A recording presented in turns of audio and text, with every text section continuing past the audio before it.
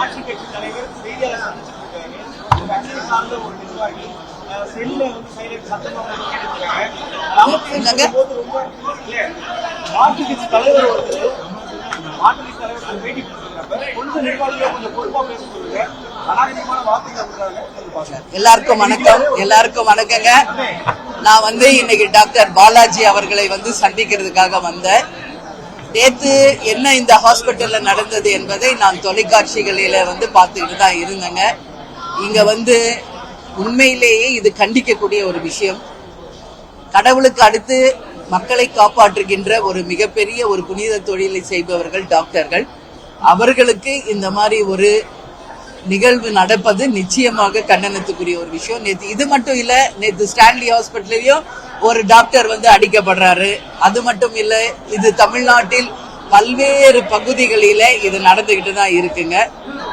எல்லா இடங்களிலுமே டாக்டர்ஸ், செவிலியர்கள், பாதுகாப்புல இருப்பவர்கள் தாக்கப்படுவது ஒரு தொடர் நிகழ்வாகவே இருக்கிறது. இன்னைக்குதான் முதல் முறையாக இந்த ஹாஸ்பிட்டலுக்குள்ள நான் வந்தேன். நிச்சயமாக வந்து இது கண்டனத்துக்குரிய ஒரு விஷயம். டாக்டர் பாலாஜி அவர்களையும் அவர் துணைவியாரையும் சந்திச்சு ஆறுதல் சொல்லியிருக்கேன். இப்போ நல்லா என்கிட்ட பேசினாரு. பட் தலையில அவருக்கு கத்து குத்து பட்டதுனால கொஞ்சம் வலி இருக்கு அப்படின்னாரு. காதுக்குள்ளேயுமே ஒரு வாட்டி அடி பட்டிருக்குங்க. டாக்டர்ஸ் வந்து ட்ரீட்மெண்ட் கொடுத்துட்டு இருக்காங்க. நிச்சயமாக இன்னும் ஓராறு நாள்ல வந்து அவர் நார்மல் வார்டுக்கு சேஞ்ச் ஆயிடுவாருன்னு சொன்னாங்க. எனவே அவர் சீக்கிரமா குணம் பெற வேண்டி வாழ்த்துக்களை நான் தெரிஞ்சுக்கிறேன். அவரை வாழ்த்துறேன். சரி,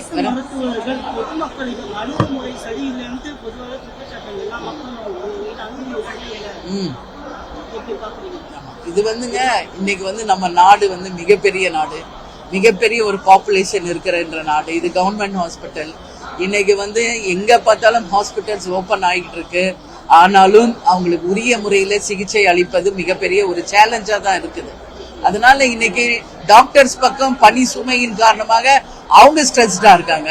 பேஷண்ட் பக்கம் நம்ம பார்த்தோம்னா ரொம்ப நாட்களா நாங்க ட்ரீட்மெண்ட்டுக்கு வரோம், நிறைய காசு செலவு பண்றோம், ஆனா எந்த இம்ப்ரூவ்மெண்ட் இல்லை அப்படின்னு அவங்க தரப்புலயும் அவங்க வந்து மனநிலை பாதிக்கக்கூடிய நிலையை நாம பாக்குறோம். அதனால வந்து இது வந்து சும்மா ஒரு வார்த்தையில இதுக்கு பதில் சொல்ல முடியாது.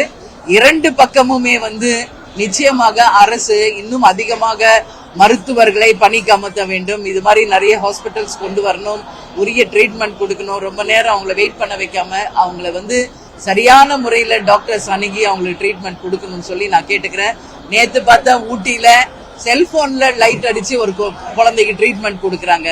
இதெல்லாம் கண்டிக்கக்கூடிய ஒரு விஷயம். இன்னைக்கு தமிழ்நாடு முழுக்க கவர்மெண்ட் ஹாஸ்பிட்டல் பார்த்தா தரம் இல்லாம தான் இருக்கு. மருத்துவர்கள் இல்லை, மருந்து இல்லை, தரம் இல்லை, எந்த விதமான மெயின்டெனன்ஸ் இல்ல, வருகின்ற பேஷண்ட்ஸ்க்கு உரிய ட்ரீட்மெண்ட் இல்லை. இதுதான் தமிழ்நாடு முழுக்க எல்லா இடத்திலையும் மக்கள் சொல்கின்ற ஒரு குறையாக இருக்கிறது. செல்போன்ல லைட் அடிச்சு எப்படி ஒரு ட்ரீட்மெண்ட் பண்ண முடியும்? ஒரு ஹாஸ்பிட்டல்ல எமர்ஜென்சிக்கு ஒரு ஜெனரேட்டர் கூட இல்லாத ஒரு நிலைமையெல்லாம் இன்னைக்கு நிறைய இடத்துல இருக்கு. கேப்டனுடைய படம் நீங்க சபரியில பாத்தீங்கன்னா அங்கதான் எல்லா டாக்டர்ஸும் செல்போன்ல லைட் அடிச்சு ட்ரீட் பண்ணுவாங்க. அதே மாதிரி இன்னைக்கு ரமணா பாணியில தான் இன்னைக்கு மக்கள் ஒரு மிகப்பெரிய குறைய சொல்றாங்க. ரமணால நீங்க பாத்தீங்கன்னா நடக்கின்ற அவலங்களை ஆஸ்பத்திரியிலும் டாக்டர்ஸ் கிட்ட நடக்கிற அவலங்களை எடுத்து உரைச்சிருப்பாங்க படத்திலேயே. இது வந்து நிறைய 90% பீப்புள் கிட்ட அந்த தாக்கம் இருக்குது. நாங்க போறோம், ட்ரீட்மெண்ட் போறோம், செலவு பண்றோம், பட் இம்ப்ரூவ்மெண்ட் இல்ல, போனா எங்களை கவனிக்க ஆள் இல்லை என்ற குறை மிகப்பெரிய அளவுல அங்க இருக்கு. இந்த பக்கம் ஒரு பக்கம் டாக்டர்ஸ் பக்கம் நம்ம பார்த்தா அவங்க படிச்சு முடிச்சு இன்னைக்கு நீட் எக்ஸாம்ல இருந்து பிஜி வரைக்கும் முடிச்சு அவங்க வேலைக்கு வரும்போதே பெரிய ஸ்ட்ரெஸ். அதுக்கப்புறம் இந்த மாதிரி கவர்மெண்ட் ஹாஸ்பிட்டல்ஸ்ல வந்து ஒரு நாளைக்கு நூற்றுக்கணக்கான பேஷண்ட்ஸ் அவங்க பார்க்கும் பொழுது ஆட்டோமேட்டிக்கா அவங்களுமே வந்து ஸ்ட்ரெஸ் லெவல் போறாங்க. சோ இது வந்து நிச்சயமாக இதை வந்து அதிகமாக வந்து டாக்டர்ஸை பணியில் அமர்த்தி பேஷண்ட்ஸுக்கு வந்து நல்ல ட்ரீட்மெண்ட் கொடுக்கணும்ன்றது இந்த கவர்மெண்டோடைய கடமை. இன்னைக்கு வந்து இந்த பில்டிங்குக்கு கலைஞர் பேர் வச்சிருக்காங்க, சந்தோஷம். ஆனா அதே அளவு கேர் கொடுத்து அதே அளவு மக்களையும் டாக்டர்களையும் பாதுகாக்க வேண்டியது இந்த அரசின் கடமை அப்படின்னு சொல்லி நான் கேட்டுக்கிறேன். மருத்துவர்கிட்ட நான் பேசினேன், நல்லா பேசினாரு. ஏன் இந்த மாதிரி நடந்தது என்பதை அவர்கிட்ட கேட்டேன். அவர் சொன்னாரு கேஷுவலா தான் பேசிக்கிட்டே இருந்தோம், திடீர்னு அவர் வந்து அக்ரவேட் ஆயிட்டாரு, எனக்கே புரியல ஏன் எடுத்து டக்குன்னு கத்தியில குத்துனாருன்னு. ஒரு நிமிஷம் தான் எல்லாமே நடந்தது. அப்போ நான் வந்து நிலை குலைஞ்சு போயிட்டோம். ஆனா இது வந்து ஏன் இப்படி நடந்தது என்பதை என்னால இப்ப வரைக்கும் யூகிக்க முடியல அப்படின்னு சொன்னாரு. பட் அந்த பேஷண்ட்ஸை நம்ம பார்த்தோம்னா தொடர்ந்து பல மாதமாக ட்ரீட்மெண்ட்டுக்கு வந்து எந்த இம்ப்ரூவ்மெண்ட் இல்லை அப்படின்றது ஒரு பக்கம் தெரியுது. அதனாலதான் அந்த அளவு அந்த பையன் மனநிலை பாதிச்சிருக்கான். இந்த பக்கம் டாக்டர் சைடு பார்த்தா நாங்க ஒரு நாளைக்கு நூற்றுக்கணக்கான பேஷண்ட்ஸை பார்த்துக்கிட்டு தான் இருக்கோம். எங்களால முடிஞ்ச ட்ரீட்மெண்ட் கொடுக்க தான் செய்யறோம். கேன்சர் வந்து அட்வான்ஸ் ஸ்டேஜ்ல இருக்குது.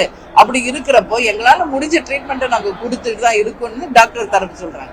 அதனால ரெண்டு தரப்புலயும் நியாயம் இருக்கிறது. ஆனால் இதுக்கு வந்து டாக்டரை கத்தியில குத்துனது என்பது தீர்வு கிடையாது. இதற்கு என்ன தீர்வு என்பதை நிச்சயம் அரசு பரிசீலனை செய்து இதற்குரிய தீர்வு கொடுக்கணும். நேத்து பார்த்தா ஒரு ஸ்கூல்ல குழந்தைங்களுக்கு இன்னைக்கு சில்ட்ரன்ஸ் டே, எல்லா குழந்தைங்களுக்கும் ஹாப்பி சில்ட்ரன்ஸ் டே நான் சொல்றேன். ஆனா இன்னைக்கு பள்ளிக்கு செல்லும் மாணவ மாணவிகளுக்கு என்ன பாதுகாப்பு இருக்குது ஒரு பெரிய கேள்விக்குறி. தூத்துக்குடியில ஆசிரியரே மது குடிக்க பழக்க வைத்து பாலியல் வன்கொடுமை பண்றாங்க. பெற்றோர்கள் இந்த கவர்மெண்ட்டையும் ஆசிரியர்களை நம்பிதான் பெண் குழந்தைங்களை ஸ்கூலுக்கு அனுப்புறாங்க. ஆனா எந்த பாதுகாப்புமே இன்னைக்கு கிடையாது. இன்னைக்கு பார்த்தா திருவொற்றியூர்ல நேத்து ஒரு பழம் விக்கிற ஒரு அம்மா ஒரு ரவுடியால படுகொலை செய்யப்பட்டிருக்காங்க நடு ரோட்ல. இன்னைக்கு காலையில பாக்குறோம் மதுரையில மெயின் ரோட்ல ஒரு தலை துண்டிக்கப்பட்டு ரோட்ல கிடக்கு. இன்னைக்கு இப்ப வரைக்கும் அது யார் பண்ணாங்க, யார் அந்த வெட்டினாங்க, தலையை யார் அங்க போட்டாங்க, எதுவுமே தெரியல. இன்னைக்கு சட்டம் ஒழுங்கு மிகப்பெரிய ஒரு கேள்விக்குறியாக இருக்கு. இது ஒட்டுமொத்தத்திற்கும் அரசாங்கத்தின் கவனக்குறைவு தான் காரணம் அப்படின்றத நான் உறுதியா சொல்றேன். ஒரு பக்கம் கள்ளச்சாராயம், ஒரு பக்கம் போதை, ஒரு பக்கம் வந்து டாஸ்மாக், அது இல்லாம பெத்தபெட்டமைன் போன்ற ட்ரக்ஸ் வந்து இன்னைக்கு தமிழ்நாடு முழுக்க எல்லா இடத்துலயும் ஈஸியா அவைலபிள் இருக்கிறதுனால இன்னைக்கு இளைஞர்கள் வேலை வாய்ப்பு கிடையாது. மெயின் இது அத்தனைக்கும் காரணம் இளைஞர்களுக்கு வேலை வாய்ப்பு இல்ல. அப்ப அவங்க படிச்சதுக்கும் வேலை இல்லாத இருக்கும்போது அவங்க மனநிலை சோர்வடைந்து அவங்க வந்து போதைக்கு அடிமையாகிறாங்க. போதைக்கு அடிமையான பிறகு இது போல இல்லீகல் ஆக்டிவிட்டிஸ்ல அவங்க இருக்காங்க. இது எல்லாமே இரும்பு கரம் கொண்டு அடக்க வேண்டியது ஒரு கவர்மெண்டோட கடமை. இப்போ தமிழ்நாடு முழுக்க நீங்க பாருங்க, பிரஸ் பீப்புள் உங்களுக்கு தெரியும், வைரல் ஃபீவர் தமிழ்நாடு முழுக்க பரவிக்கிட்டு இருக்கு. தென் மாவட்டங்கள் எஸ்பெஷலி டெங்கு காய்ச்சல் அனைத்து கிராம பகுதிகள் வரைக்கும் இன்னைக்கு பரவிக்கிட்டு இருக்கு.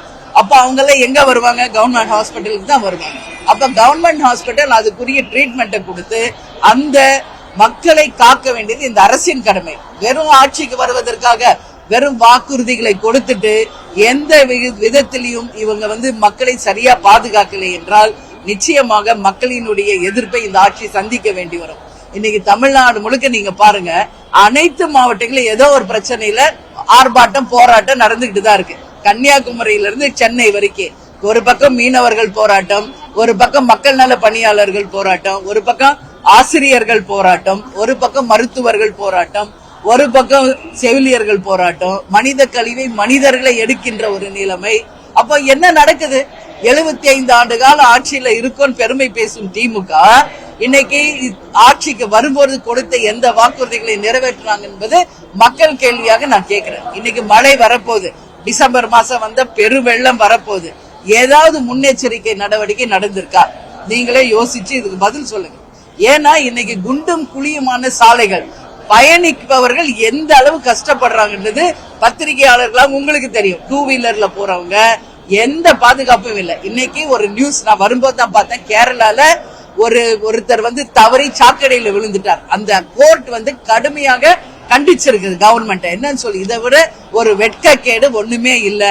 ஒரு தனி நபர் வந்து சுதந்திரமாக பாதுகாக்க பயணிக்கக்கூடிய அளவு ஒரு சாலை அமைப்பு இல்லை என்றால் இந்த அரசாங்கம் இருந்தால் என்ன, இல்லை என்றால் என்ன என்று ஒரு நம்மளுடைய ஜட்ஜ் வந்து இன்னைக்கு கேள்வி எழுப்பியிருக்கார் கேரளால.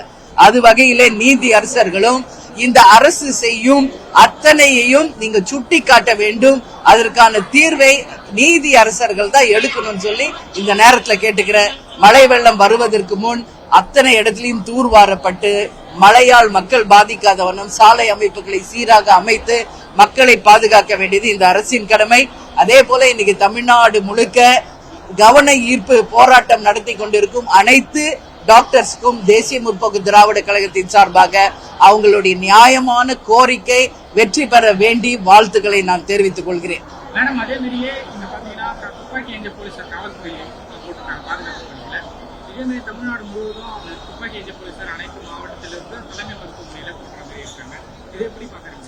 இல்ல ஏதாவது ஒரு பிரச்சனை வந்த பிறகுதான் துப்பாக்கி ஏந்திய போலீஸ்காரங்க வராங்க. அதுக்கு முன்னாடி எங்க இருக்காங்க? இப்போ இங்கதான் நான் நிக்கிறேன், ஃபர்ஸ்ட் டைம் வரேங்க, மேல வரைக்கும் போயிட்டு வரேன். பில்டிங் பெருசா இருக்குங்க, ஆனா எல்லா சேர்ஸ் இங்க உடைஞ்சிருக்கு, எல்லா எக்யூப்மெண்ட்ஸ் உடைஞ்சிருக்கு. வர எல்லா பேஷண்ட்ஸ் தரையில உட்கார்ந்து இருக்கிறத நான் கண்கூடா பாக்குறேன். அப்போ என்ன மெயின்டெனன்ஸ் இங்க இருக்கு? ஒரு நிகழ்வு நடந்த பிறகு போலீஸை இறக்குறீங்க. ஒரு நிகழ்வு நடக்கிறதுக்கு முன்னாடி இது கவர்மெண்டோடைய கடமை அப்படின்னு ஏன் இதை உணர்ந்து செய்ய மாட்டேங்கிறாங்க? எல்லா இடத்துலயும் சிசிடிவி கேமரா வைக்கணும், எல்லா இங்க வச்சிருக்கிற அத்தனை பொருட்களும் உடைஞ்சு இருக்கிறதெல்லாம் உடனடியாக மாத்தணும். இங்க வருகின்ற பேஷண்ட்ஸ்க்கு உரிய மருத்துவம் எல்லாமே கொடுக்க வேண்டியது இந்த கவர்மெண்டோட கடமை.